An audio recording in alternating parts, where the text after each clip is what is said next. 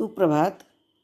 कक्षा 9 की प्रिय छात्राओं, ये हमारी संस्कृत विषय की कक्षा है और संस्कृत विषय में अभी तक हम लोग माहेश्वर सूत्र एवं वर्णों का उच्चारण स्थान पढ़ रहे थे। आज उससे संबंधित कुछ प्रश्न हम आप लोगों को दे रहे हैं, जिसका उत्तर आपको संस्कृत व्याकरण की कॉपी में विधिवत करना है। और अगर आप लोगों ने अभी तक पुस्तक नहीं खरीदी है तो जो मैं पूरा पिक भेज रही हूँ उसको अपनी कॉपी में लिख लीजिए और इनको याद भी करना है। देखिए, हमने सबसे पहला प्रश्न दिया है, माहेश्वर सूत्रों की संख्या कितनी है। इसका उत्तर देखिए, आपके शुरू में ही दिया हुआ है। 14 माहेश्वर सूत्र हैं।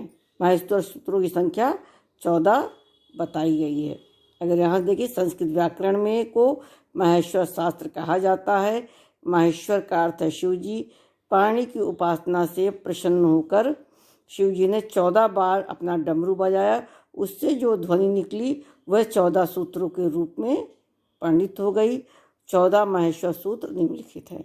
तो आपको प्रश्न का उत्तर कैसे लिखना है। माहेश्वर सूत्रों की संख्या 14 है, जो इस प्रकार हैं। अयुण, ऋलिक, एओंग, ऐ औच, हैवरट, लण, यम गर्दम, झबग, घटदस, जब गटदस, खपच, ठत, चट्टो, कपय, शससर और हल, ये दिया हुआ है। ठीक, अगला है, अंतस्थ के अंतर्गत कितने वर्ण आते हैं। इसका उत्तर ये देखिए, अंतस्थ व्यंजन के अंतर्गत 4 वर्ण आते हैं, या, रा, ला, वा। ठीक है। प्रत्ययहार किसे कहते हैं। जिनकी सहायता से कम शब्दों में अधिकतम बात कही जा सके उन्हें प्रत्ययहार कहते हैं।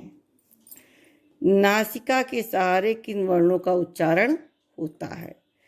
देखिए, ये नासिका के सहारे जिन वर्णों का उच्चारण होता है, इया, मा, ज्ञा, ला और ना। ठीक, स्वरों के उच्चारण में कौन सा प्रयत्न होता है। ये देखिए, आपको मैं इसको भी बता दे रही हूँ। स्वरों के उच्चारण में ये विव्रत प्रयत्न स्वरों का है। इसके उच्चारण में मुंह खोलना पड़ता है। तो आप उत्तर लिखेंगे कि स्वरों के उच्चारण में विव्रत प्रयत्न का प्रयोग होता है। इसके उच्चारण में मुंह खोलना पड़ता है। क्या लिखेंगे, स्वरों के उच्चारण में विव्रत प्रयत्न लगता है। इसके उच्चारण में मुंह खोलना पड़ता है। तालु से किन वर्णों का उच्चारण होता है। ये आपको उच्चारण स्थान में मिलेगा। तालु से ई, चा, छा, जा, झा, इया, या और शा, ये आपके तालु से निकलते हैं। कंठ से किन वर्णों का उच्चारण होता है। कंठ से अ, क, ख, ग, घ, अंगा और हा, ये कंठ से निकलने वाले उच्चारण स्थान हैं। ठीक है, इन वर्णों को, ये वर्ण कंठ से निकलते हैं। बच्चों, आपको उच्चारण स्थान और कुछ प्रत्ययहार, साथ ही महेश्वर सूत्र को याद भी करना है और पूरा अपनी कॉपी में लिखना भी है। बहुत ही ध्यान से। संस्कृत के बच्चे अभी तक अपना नाम लिखकर नहीं भेज रहे हैं। आप लोग अपना नाम लिख करके ग्रुप में तत्काल भेजिए कि आपने संस्कृत विषय ले रखा है।